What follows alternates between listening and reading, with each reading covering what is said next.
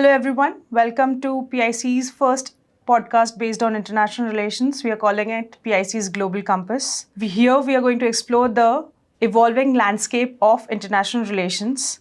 I'm your host, Koena Lahiri, and joining me today is Dr. Alvite Ningthoujam from Symbiosis International University, a distinguished expert in international relations.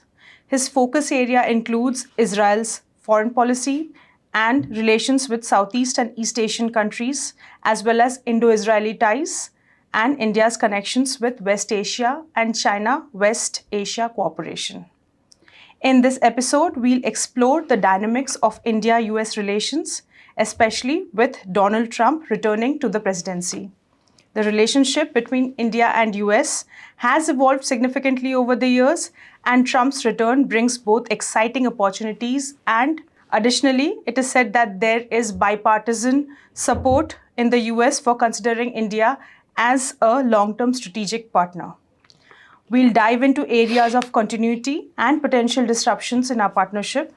To wrap up our conversation, we'll also touch on the current geopolitical landscape of West Asia. So let's jump right in. Dr. Alvite, thank you for joining us today. Thank you, Koena. So the first question, we'll discuss the continuity, the possible continuities in India-US relations with Donald Trump coming into power. During his last presidency, we saw Donald Trump had a nice camaraderie going on with our Prime Minister Narendra Modi. So will that help this time around? Will it develop a better relationship? Right. Thank you. At the outset, I would like to express my gratitude to Pune International Center for having me this afternoon for this podcast on a very important topic, which the international community is right now discussing. What would be the future trajectory of relations between not only with India, US and India relations, but also with US and various other countries in different parts of the world.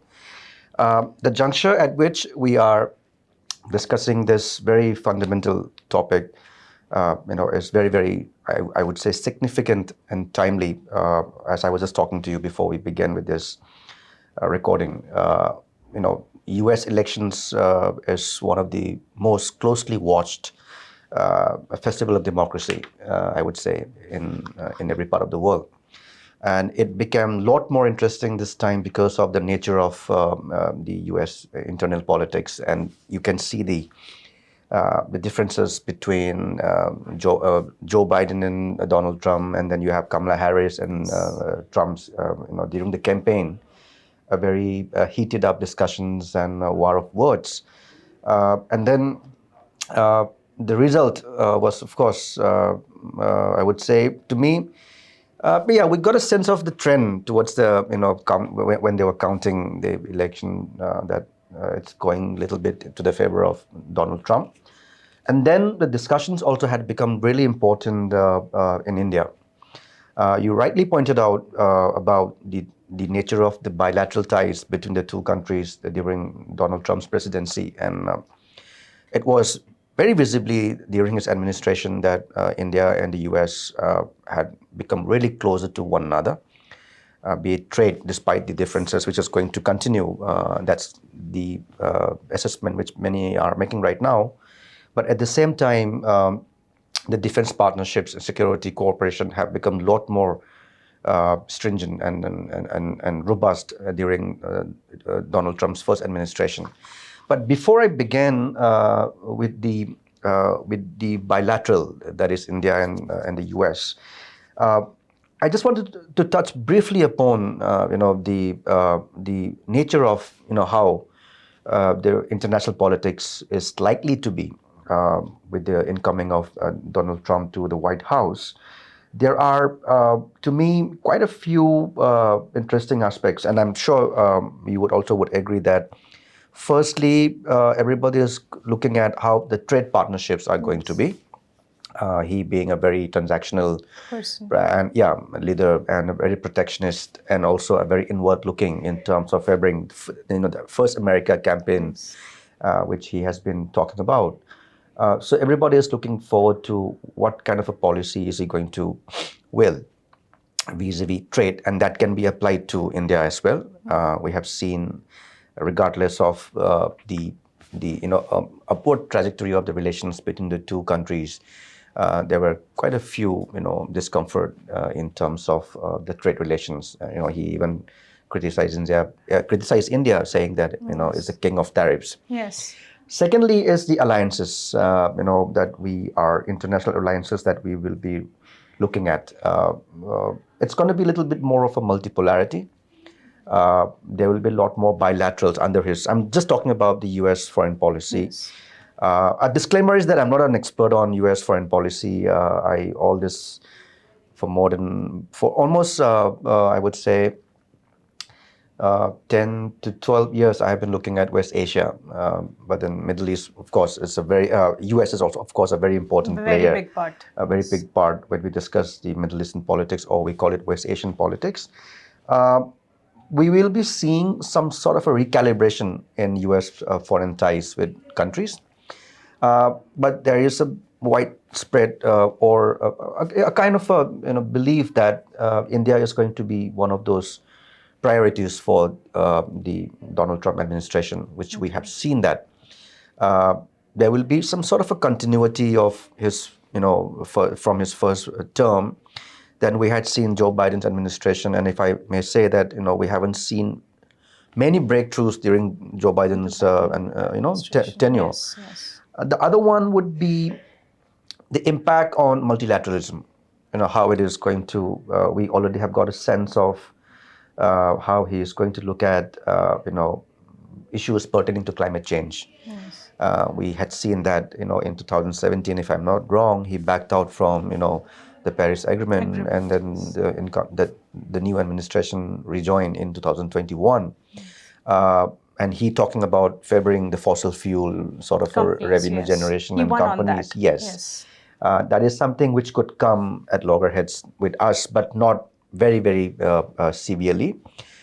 We in the sense I'm talking about India, we are also making our headways in our efforts to promote renewable energy. Clean renewable energy. And then we can talk about the relations with China. Some of the very influential or renowned analysts from the US and also from various parts of the world are, I would say, unanimous in saying that China is going to be one focus for them in terms of economic competition and at the same time military concerns and security concerns. And that will bring in the Indo-Pacific factor. That's when India would figure very prominently in US foreign policy calculus. This is just to give you an idea of what the administration will look like. And due to the paucity of time, I will not be able to get into a lot more details. And the other one is the international trade. Yes. He talked about the tariffs to increase, particularly from China is about 60%, and from various other countries is about 20%. So that's when we would need to look at how the trade relations between India and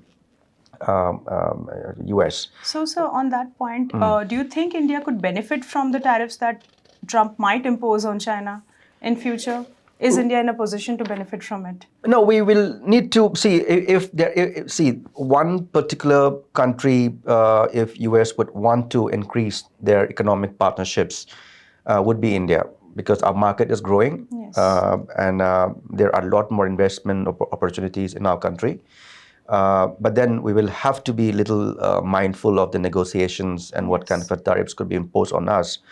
Or what kind of differences would lie when we talk about bringing up the trade relations between the two, which we can come a little later. Okay. Yeah. So when you talk about your question with regard to the India-US relationship, I think I think this is a time period where we can see a very good partnerships between India and the US, unlike in the 90s and the early part of 2000s. But ever since we have signed the nuclear deal in 2005-6 during one of the previous administrations and our government. But in the last, I would say, 5 to 10 years, India-US relations are on the rise. I think that also talks a lot about the growing prominence of India, particularly in the international arena. And you rightly pointed out that with Donald Trump's administration, there is already a kind of a comfort in exchange of ideas and between the two leaderships. Yes. The personal bonhomie, or many people are calling it as personal diplomacy, that our Prime Minister also engages with various leaders in different parts of the world. We can see that very, very discernibly in Middle East, in West Asia. Yes. We have seen that with some of the European countries, and of course with US. You have the Howdy Modi Yes. event, then Namaste Trump. Namaste Trump. Yes. In 2020. Yeah, in Ahmedabad. Yes. The kind of reception, and in fact, when even when he was still in the White House, Yes. he has been talking very fondly about our Prime The Minister. Prime Minister. So that is Yes. very, very important, I would say, in bringing the ties to another level. Yes. So going by that logic, on the positive side, the personal rapport between the two leaderships would, I think, provide a lot more foundation for both the sides to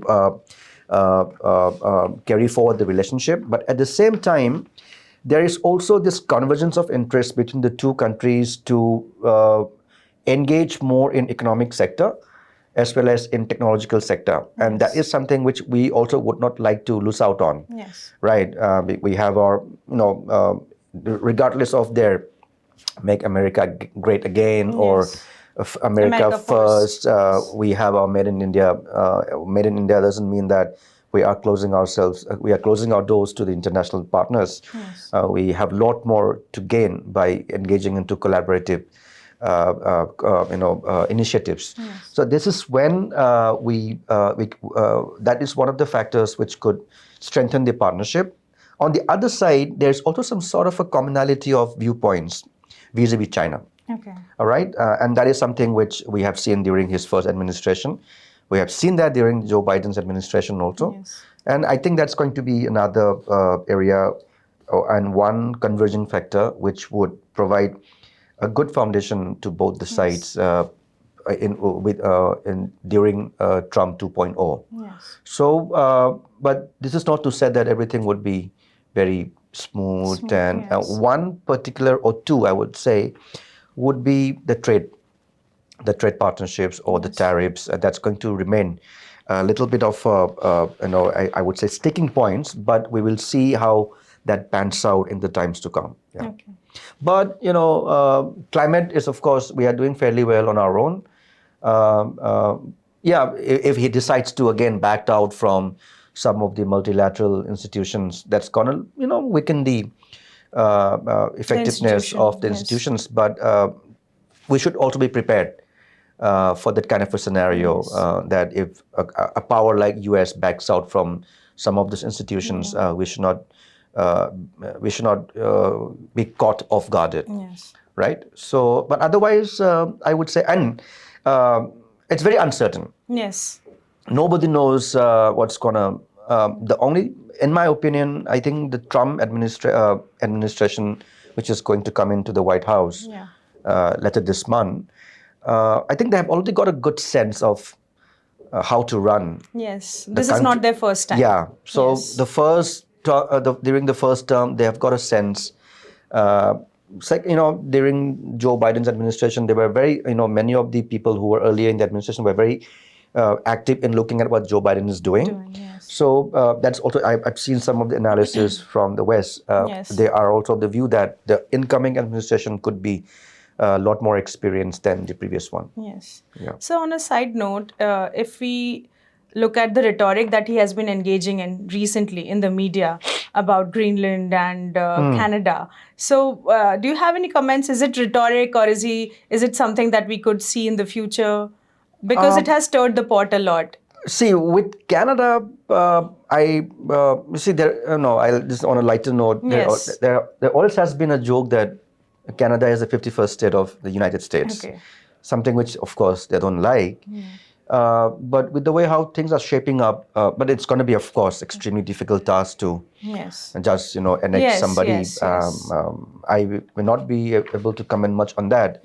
But the juncture at which he is talking about Greenland, Yes. even the Danish foreign minister gave They a statement. commented on it. Yeah, commented saying that it's no longer a joke. Yes. The juncture at which he is talking about taking over or even buying Greenland Yes. is to do with. I just had a discussion with my students yesterday when we talk about global commons. Yes. The melting of ice as a result of Yes. the global warming and climate change, which is of course a very negative connotation, but the melting of ice because of this global warming is also creating some sort of a space for economic exploitation. economic exploration and for the shipping industries to explore what can be done in that part of in that part of the globe, which feeds well into because there are many activities going on right now in terms of the Arctic explorations and expeditions involving countries like Russia. Even China is looking for an alternative route to their Belt and Road initiatives. But Koena, I would not be able to say much on that, but it's very interesting. If I may use the word within quotes, maverick is the word that has been given to Donald Trump. But if he is very serious about it, and if he decides to go ahead with that, I don't think the European countries, like even Denmark or any other countries, will not remain quiet about it. So that's again, I go back to my previous assessment that is very uncertain. How the international politics is going to be shaped up with this by him. Yes. So as you said that we'll talk about the economic collaboration between India and the United States, especially regarding the potential tariff challenges and investment opportunities. And Trump's promise to impose steep tariffs on Chinese imports. And how do you think this renewed Chinese-US trade war will influence India's economic strategies and its position in the global supply chain? I think it's given the size of a country like China and its prominence in the economic activities, it will have some impact. It will have an impact on international economy. I'm not an economist. It will be very hard for me to comment on that. But if there is a renewed imposition of tariffs, and that's what they have been talking about, the 60%. It could open up certain opportunities for India also. But at the same time, I would say there would be a lot more, any opportunity will have a little bit of challenges also. India could benefit from the diversification of global supply chains as companies would seek alternatives to China also. So that could be one way of looking at it. And then we have a very growing demand. We have a very growing market. And we have our initiatives like Make in India, which would make it important for the country to get in more foreign investments from other partners also. Other than China. Other than China. So that could be one way of looking at it. So there are possibilities of many companies in the sectors of electronics, textiles, I would say pharmaceuticals, renewable energy to shift their base from China, and that could open up an opportunity for India. But at the same time, there could also be an influx of, we are also, if you remember the current scenario right now, India is also looking forward to streamlining the differences with China. The deficit. Right. So we have one of the largest deficits is with the Chinese government. So given that scenario, if we, in the event that we manage to bring some sort of understanding with the Chinese government, and if we start to trade robustly as before the relations nosedive, that could also lead to the flooding of the Indian market with the Chinese products. That would be again also detrimental to our own local industries. We already are seeing that. We have seen that before. So these are some of the plus and minuses that we have to think about. But that's again, we will need to see, because if you look at Jared Kushner's, his son-in-law's statement the other day, he talked about making some more plannings in terms of imposing more, to increase the tariffs on China. So it's is, going by some of the statements coming from the leaderships or people who were closely involved with the previous administration, there is a good sense that trade is going to be a major point of contention between China and the US, US, yes. which could open up certain opportunities for us. But as I mentioned, it also comes along with certain challenges. Yeah. Because the relationship is between India and US is more transactional now, with him in power. Right. So, sir, the next question is on multilateralism. You've already hinted on it, and we know Trump is quite skeptical on multilateralism. And whereas for India, it is one of our core tenets of foreign policy, and India believes in building a rules-based international order. So, how do you see that playing in the future? Because I think this might be a potential case for some sort of a disruption. Is there? Yeah, that is something which we have to be ready for. We all are aware that Donald Trump is not very much in favor of multilateralism. Yes. He prefers bilateral transactions or bilateral agreements. That's something which we have to be mindful about. Yes. We have a tradition. We have a long history of being, one of the pioneers in promoting multilateralism, and which we continue to do so till today. Climate change is one which we have to be mindful about. Yes. We already have got a sense of how Donald Trump looked at it in his first administration. We are also promoting for a lot more corporate, I would say collaborative initiatives with regard to terrorism. Yes. To fight the scourge of terrorism collectively. Okay. That's also one of the reasons why we keep pitching on the higher tables, particularly in the UNSCs and the others, to have those conventions on terrorism. Yes. So that is something which India really stands for. But when it comes to the multilateralism, I think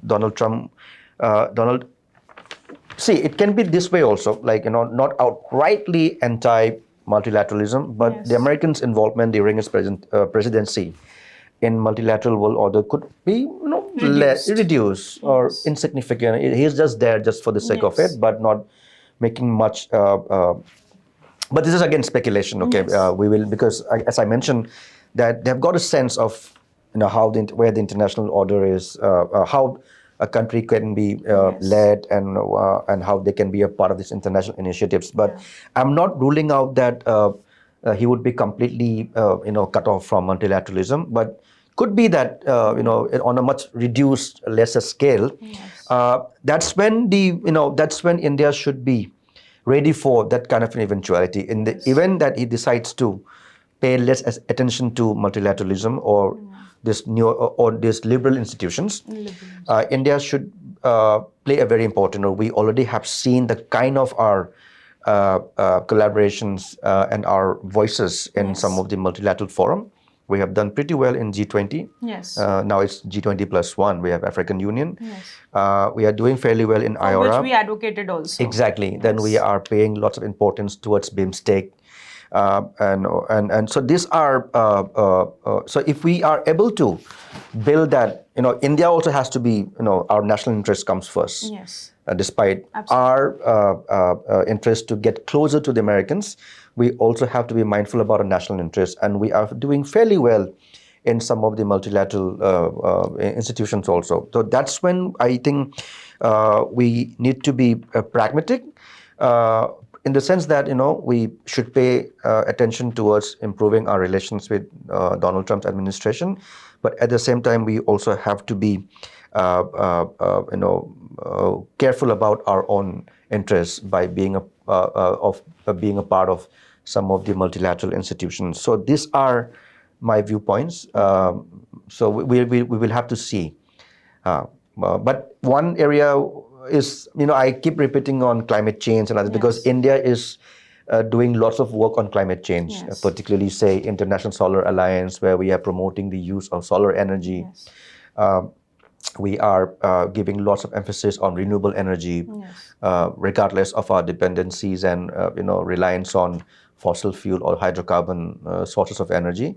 But that is one area where we can see some sort of not exactly a problem, but some sort of a lackluster sort of a cooperation. But then India has other partners. Yeah, that's very important. Yes. So we have to make, see, I'm sure you might have come across these terms like multi-aligned Yes. Partnerships based on, or issue-based multilateralism. Yes. Based on certain issues. We have, Global Alliance on Biofuels, Yes. which was announced on the sideline of G20 summit in 2023. So multi-aligned partnerships for India is very, very important. But at the same time, we also should be very forthcoming in improving our ties with the US. But when it comes to your question about the economic partnerships, we have to, increase our negotiating skills. Yes. Right. Diplomacy comes into the picture. Yes. Our negotiating skills, and then how much we can bargain with them, because we are also at a position where, unlike 90s or the early part of 2000s, but we are also a growing market. Yes. And again, for the US, India is one country which they see as a kind of a counterweight to China's rise in the region. So that's one way of looking at it. Okay. So you are an expert on West Asia, so it would be remiss to not ask you a question on it. With Trump's previous administration was marked by a very strong pro-Israel stance and a focus on countering Iran's influence in West Asia. How do you anticipate his new presidency will shape the US policy in the region, and how should India prepare itself for any changes that might happen in US policy in West Asia? Yeah, I think for the US, Middle East has been, or West Asia has been one of the most important region in their foreign policy. Yes. We have seen this particularly from the early 70s onwards, after the 1973 Israel-Arab War or the October War.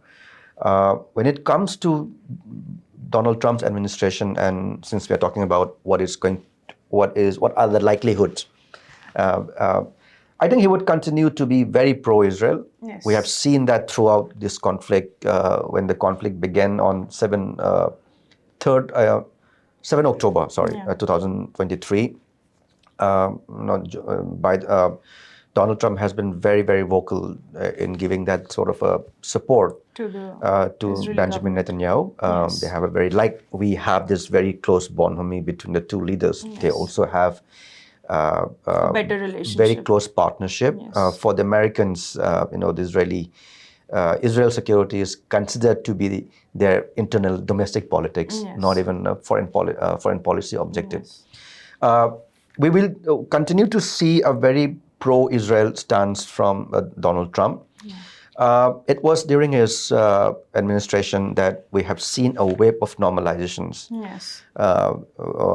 In West Asia, that nobody would have thought that Israel would normalize ties with some of these countries in the region. Saudi Arabia especially. Yeah, Saudi Arabia is one country which everyone is looking at now. Yes. But Koena, there one has to be a little careful, because the dynamics back then, before the conflict erupted in October 2023, and the dynamics right now are different. All right. Now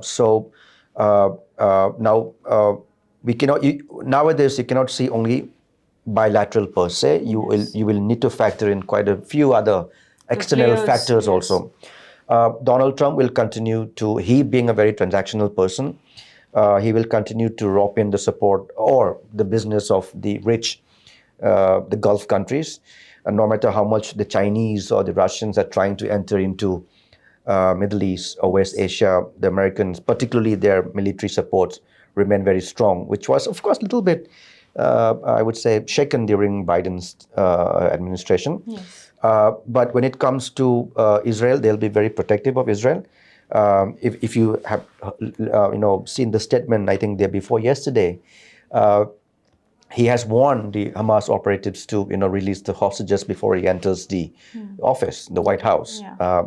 But again, that can be a rhetoric also. Yeah. But the Israelis are a lot more emboldened. Yes. The moment they got to know that, Biden is coming to the White House, they have become a lot more emboldened.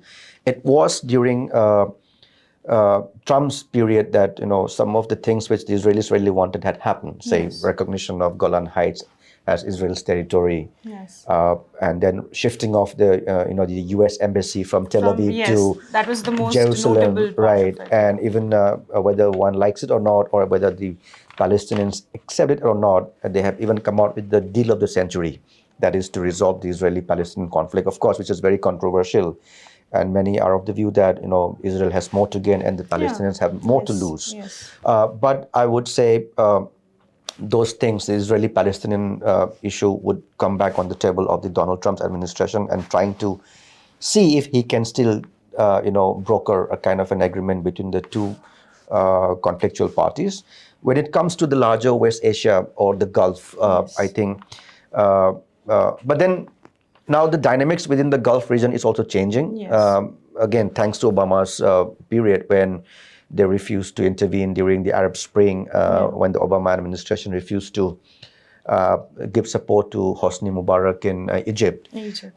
Particularly the Saudis and the Emiratis were not very pleased with that. Yes. So that also has given a sense that the Americans are kind of withdrawing themselves from West Asia. But regardless of these discussions of America's U.S. withdrawal from West Asia, they are still considered to be the major power. Yes. Right. So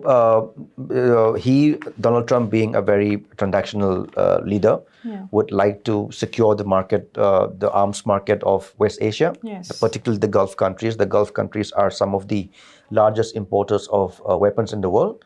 You have countries like, apart from Israel, you have countries like Saudi Arabia, you have countries like Kuwait, UAE. They are all increasing their military capabilities. Talking about India, how India does fit in India, I think, at this juncture, we are very comfortable with our partnerships with the larger West Asian countries, barring a few here and there. The fact that, our Prime Minister has visited almost all the countries, with the exception of Yemen or Lebanon or Iraq, or Syria, of course. We have done fairly well in terms of our partnerships. I think we are balancing it very well. There are, of course, criticisms of India's silence, or India's not doing enough to, speak for our brothers and sisters in Palestine or in Gaza Strip.